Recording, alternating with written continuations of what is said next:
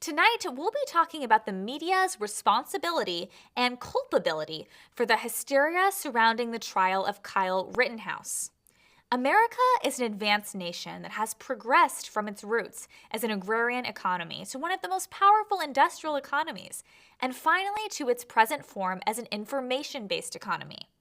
You would think in such a society where information is of the utmost importance, there would be a strong imperative to recognize false information as something akin to counterfeit money, something that has the semblance of value but has absolutely no intrinsic worth based on the illegitimate manner in which it was created.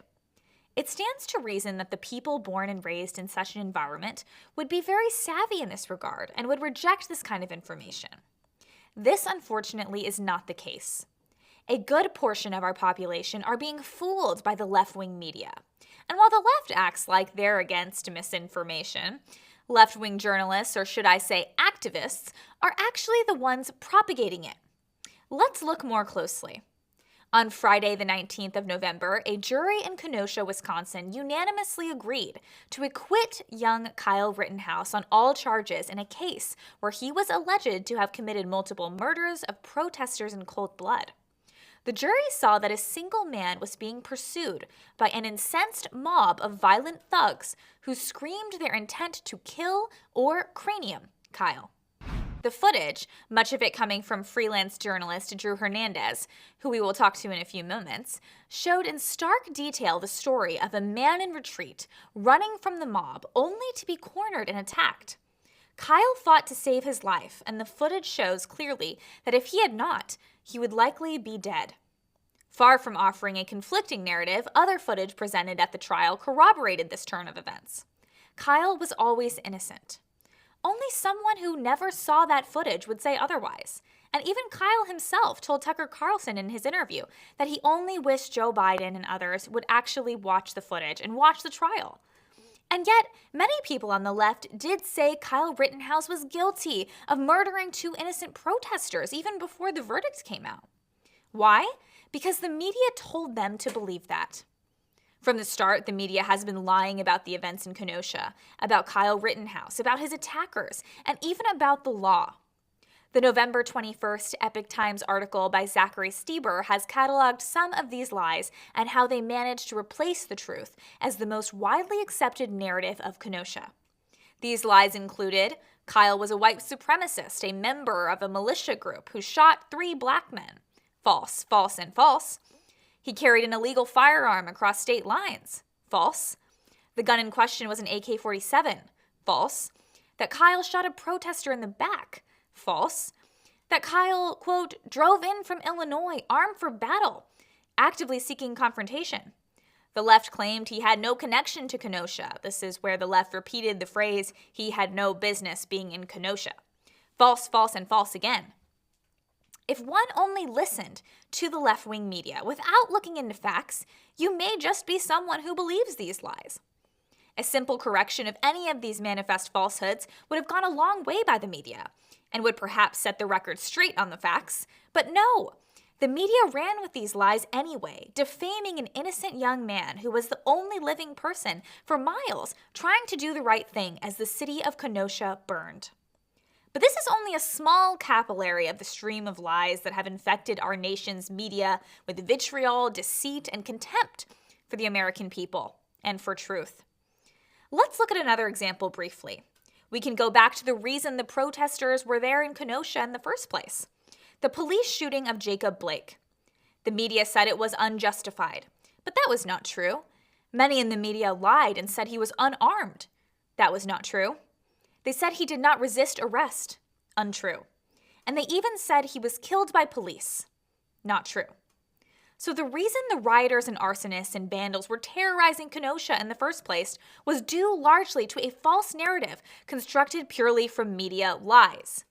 In fact, the BLM Antifa riots and destruction that plagued much of urban America in the spring and summer of 2020 were also based on the fueling of the fire by the media, specifically crafted to foment anger and hatred across the country.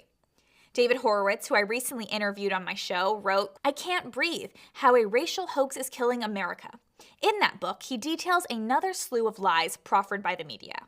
These include stats on police brutality, the idea that George Floyd was killed in a hate crime, that Breonna Taylor was not a drug dealer and was shot in her sleep, and that all killings from Trayvon Martin to Jacob Blake were motivated by race. These are not simple misinterpretations of the facts or innocent errors committed by well-meaning journalists. There are far too many examples of these easily disproven lies being propagated across media platforms for it to be the product of mistakes. In fact, in a previous interview on this show, Gordon Chang also explained how the BLM and Antifa movements were specifically targeted by Chinese intel operatives and promoted as a means to sow domestic chaos. So it's not just the radical left and the media adding fuel to the fire of this outrage, but also the CCP. Listen to Gordon explain. They were using artificial intelligence and big data to identify Americans who were likely to participate in Black Lives Matter and Antifa protests. And then the Chinese military created and sent via TikTok videos on how to riot. If only that was the extent of the media's malfeasance. Right-wing bloggers spent years calling attention to details in the FBI's claims of Trump's Russian collusion, details that not only call the accusations into question, but reveal the whole story was itself a treasonous information operation campaign aimed at undermining the foundations of our nation's democracy. These cries were willfully ignored by the mainstream media, willfully ignored at least until Durham started slinging indictments related to the Steele dossier's fraudulent origins. Suddenly, the Washington Post started disappearing its old articles and offering corrections, many years and several impeachment hearings after the fact, of course. A very good sign that they knew they knowingly promulgated politically motivated lies. Right now, January 6 protesters are locked in the D.C. gulag, many in solitary confinement and going long stretches without human contact, a crime for which the only real basis is the hysterical commentaries by clueless establishment media hacks. The media is also working hand in glove with Anthony Fauci to push lies about COVID and lies about the vaccines in order to justify a massive abrogation of our constitutional rights as free Americans. Well, I'm sorry, Dr. Fauci, but we choose freedom over Fauciism. That's right. In the words of the great Ron DeSantis, governor of Florida, it seems that wherever America burns, whether that be literally in the streets of Kenosha, in New York and Seattle, or figuratively as Americans have watched their civil rights go up in smoke, you can always find the media standing nearby, holding an empty tank of gasoline. For well over a decade now, we as a people have suffered under their deliberate anti-American information operations. They have worsened race relations, intensified political divides, destroyed entire cities, not to mention the lives and livelihoods of those who lived in those cities.